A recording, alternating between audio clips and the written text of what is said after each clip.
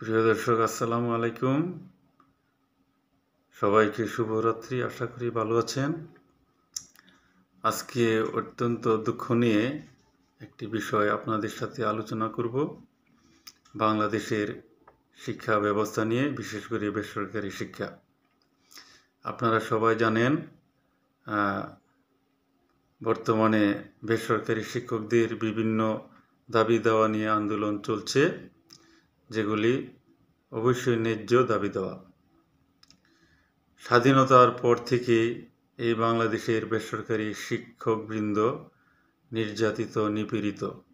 কারণ একজন শিক্ষক একজন সরকারি পিয়নের মর্যাদাও পান না। তারপরে তারা অবসর নেওয়ার পর কোনো স্থায়ীভাবে মাসিক কোনো অবসরও তারা পান না। যা কিছু দেওয়া হয় এককালীন, তা আবার শিক্ষকদের বেতন থেকে 10% কেটে নেওয়া হয়। একসময় নেওয়া হতো 6%, এখন আবার কোনো লাভ টাভ না বাড়িয়ে 10% নেওয়া হয়। আর এই সবগুলি করা হয় সরকারের মাধ্যমে একটা শ্রেণী তৈরি করে। অথচ শিক্ষকরা এই কেটে নেওয়ার জন্য খুবই দুঃখিত, এবং আমরা কেউ চাচ্ছিলাম না আমাদেরকে টাকা কেটে নিয়ে তারপরে আমাদেরকে টাকা দেওয়া হোক। এর কারণ হলো, বিগত এই 50 বছর ধরেই শিক্ষকরা যেভাবে নির্যাতিত, শিক্ষকদের যে টাকাগুলো কেটে নেওয়া হয়, চাকরি শেষে সঠিক সময়ে এগুলো দেওয়া হয় না। কারণ দেখা গেছে টাকা দিতে প্রায় 5 বছর সময় লেগে যায়। যেহেতু শিক্ষকদের অবসরের পর মাসিক কোনো ভাতা নেই, এই এককালীন টাকা কেটে নেওয়া টাকা পাওয়ার জন্য তারা দাঁড়ে দাঁড়ে ঘুরে, অফিস আদালতে ঘুরে এই টাকা পান না। আর এই 5 বছরে প্রায় 30% শিক্ষক মারা যান এই টাকা না পেয়ে। এই ধরনের আরও অনেক দাবি রয়েছে। তাদের মাত্র 12,000 টাকা বেতন, 25% বোনাস, যে বোনাস 12,000 টাকার মতো বেতন হলে 3,000 টাকা বোনাস, যেটা খুবই লজ্জার বিষয়। এরকম আরও অনেক বিষয় রয়েছে যা সরকারি পিউনের চেয়ে আমার মনে হয় না অর্ধেক সুযোগ সুবিধা হবে। অথচ শিক্ষক জাতির মেরুদণ্ডের রক্ষাকারী। অথচ আমরা এই সরকারি বিভিন্ন কর্মকর্তার মুখে, মন্ত্রীর মুখে বিদেশের কথা শুনি। জাপান, আমেরিকার গল্প শোনানো হয়, যেখানে শিক্ষকরা সর্বোচ্চ মর্যাদার অধিকারী, শিক্ষকদের গাড়ির পতাকা থাকে। কিন্তু আমাদের যারা শিক্ষক, নিরীহ শিক্ষক, আমাদের দাবি এত বড় ছিল না। আমাদের দাবি খুবই অল্প, আমাদের সরকারি যারা শিক্ষক আছে তাদের সমান সুযোগ দেওয়া হোক, তাহলে আমরা সন্তুষ্ট ছিলাম। অথচ নির্বাচনের আগে ওনারা গল্প শোনান, শিক্ষকদেরকে সর্বোচ্চ মর্যাদা দেওয়া হবে, সবাইকে জাতীয়করণ করা হবে, অনেক কিছু শোনানো হয়। কিন্তু ক্ষমতায় যাওয়ার পরই তারা এগুলি ভুলে যান।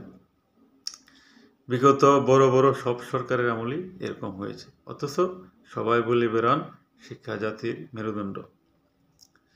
আর এই শিক্ষকদেরকে অভুক্ত রেখে অনেক স্কুলে বড় বড় বিল্ডিং তৈরি করা হয়েছে। একটা বিল্ডিং হইলে চলে, এখানে 5টা 3টা বিল্ডিংও রয়েছে। আর এটার জন্য অবশ্য অনেক বিতর্ক রয়েছে যে সরকার হাজার হাজার কোটি টাকার বিল্ডিং তৈরি করছে, অথচ শিক্ষকদেরকে বেতন দিচ্ছেন না। এর কারণ কি? অনেকের মুখে প্রচলিত যে এখানে অনেক বড় কমিশন বাণিজ্য রয়েছে, যা রাজনৈতিক নেতারা গ্রহণ করেন। একটা জাতিকে সামনে এগিয়ে নিতে হলে সর্বোচ্চ সুবিধা দেওয়া তো দূরের কথা, সর্বনিম্ন সুবিধাও দেওয়া হয় না বেসরকারি শিক্ষকদের। আর এই বেসরকারি শিক্ষকের পরিমাণ হলো মাধ্যমিক পর্যায়ে প্রায় 95-96%। তাহলে 95-96% তো বোঝা যায় মোটামুটি বাংলাদেশের যে মাধ্যমিক পর্যায়ের প্রায় পুরাটাই। এই পুরো শিক্ষককে অবজ্ঞা করে এই যুগ যুগ ধরে চলছে শিক্ষা জাতির মেরুদণ্ড নামক গলা ফাটানো বক্তৃতা। অথচ এই যে সারা বাংলাদেশের মানুষ, এই বাঙালিরা স্বাধীন হয়েছিল শিক্ষার অধিকার, বাতের অধিকার, কথা বলার অধিকার, তাহলে শিক্ষা জাতির মেরুদণ্ড যদি হয়, তাহলে মেরুদণ্ডের যে রক্ষার এই অধিকার, এই মেরুদণ্ড রক্ষার্থে যারা শিক্ষা দিবে তাদের যদি এই পরিণতি হয়, তাহলে জাতির কি হবে? অথচ অনেক বিজ্ঞরা, অনেক বিশ্ববিদ্যালয়ের শিক্ষকরা, আগে সচিবরা বলে গেছেন যে এটা সামান্য বিষয়, আর অনেকেই তো এরকমও বলেছেন তাদের যে আয় রয়েছে এই আয় দ্বারাই সরকারিকরণ করা সম্ভব। আর বর্তমানে বাংলাদেশের বেসরকারি শিক্ষাটা যে পর্যায়ে রয়েছে, এখানে এক ধরনের সিন্ডিকেটের মতো প্রধান শিক্ষক সব কিছু নিয়ন্ত্রণ করে। আমি সবাইকে বলবো না, তবে সিংহভাগ কমিটি এবং প্রধান শিক্ষকের বিরুদ্ধে অভিযোগ রয়েছে নিয়োগ বাণিজ্য, স্কুলের টাকা পয়সা তছরূপ, এগুলি করে শিক্ষকদেরকে তারা ঠকাচ্ছে। এখন এই অবস্থার পরিবর্তন কে করবে? এটা দায়িত্ব কার? সরকার যদি ব্যবস্থা না নেন, এটা কি দায়িত্ব কি শিক্ষকরা করবে? আবার এখনো একটা বিষয়, নিয়োগের যে বিষয়টা, সবচেয়ে গুরুত্বপূর্ণ পদ প্রধান এবং সহকারী প্রধান, এটা কমিটির হাতে নিয়ন্ত্রণে অনেকটা রয়ে গেছে। এই ঘুরে ফিরে কিছুদিন পর শুনি আগামী ডিসেম্বরে নিয়োগ চলে যাচ্ছে, আগামী জুনে চলে যাচ্ছে, অনেক আশার বাণী আমরা শুনি। আগে বিভিন্ন বাণী আমরা শুনেছি বিভিন্ন দলীয় সরকারের মুখে। ইদানিং আবার কিছুদিন আগেই শুনলাম যে প্রধান সহকারী প্রধান নিয়োগ চলে যাচ্ছে সরকারের হাতে। যদি নিয়ে নেওয়া হয় তো ভালো, আর যদি আগের মতো সরকার অবিলম্বে শিক্ষক নিয়োগ নিয়ে যাচ্ছে, আবার 5 বছরের খবর নাই, তাহলে তো বিষয়টি দুঃখজনক।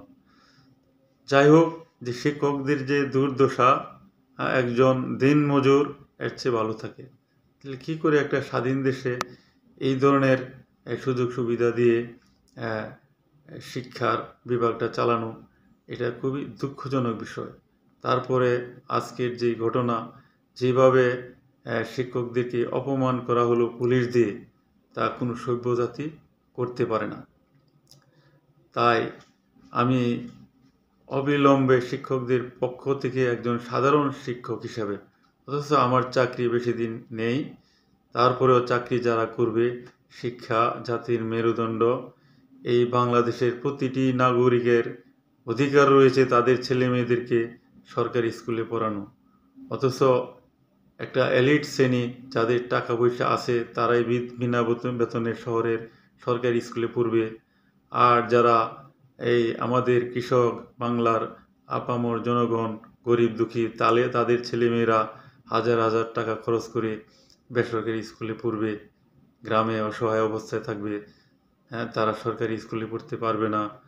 আর এই 4-5% শিক্ষকরা সুযোগ নিবে প্রায় 3-4 গুণ, আর বাকি 96% শিক্ষক নিপীড়িত, নির্যাতিত, তারা অসহায় অবস্থায় বিনা ভাতায়, বিনা পেনশনে, বিনা চিকিৎসায় মারা যাবে। তা আজকের দিনে কি কল্পনা করা যায়? অনেকে হয়তো খবরই রাখেন না। আপনারা হয়তো যারা জ্ঞানী গুণী আছেন অনেকেই জানেন, অনেকেই জানেন না। তাই আজকে যে শিক্ষকদের উপর, নিরীহ শিক্ষকদের উপর যে হামলা করা হলো, এর বিচার আমি দাবি করছি এবং সকল শিক্ষকের পক্ষ থেকে শিক্ষকদের যাবতীয় সুযোগ সুবিধা দেওয়ার জন্য সম্মানিত বৈষম্য বিরোধী সরকারের কাছে আবেদন করছি। কারণ কিছুদিন পূর্বে আমাদের সম্মানিত প্রধান উপদেষ্টা, নোবেল বিজয়ী, যার সুনাম সারা পৃথিবীতে রয়েছে, উনি বলেছেন যে আমরা শিক্ষার চেহারাই পাল্টিয়ে দেব। শিক্ষার চেহারা পাল্টিয়ে দিবেন, এটা আমরা বিশ্বাস রাখছি। তবে যদি আজকের যে ঘটনা তা এর বিপরীত হয়ে গেছে, তার বিরুদ্ধে ব্যবস্থা নিয়ে অবিলম্বে শিক্ষকদের দুর্দশা দূর করে এই জাতিকে সঠিক শিক্ষার ব্যবস্থা করে শিক্ষা ব্যবস্থায় যাতে সর্বোচ্চ মেধাবীরা আসতে পারে সেই ব্যবস্থা করার অনুরোধ জানিয়ে আমি শেষ করছি। আসসালামু আলাইকুম।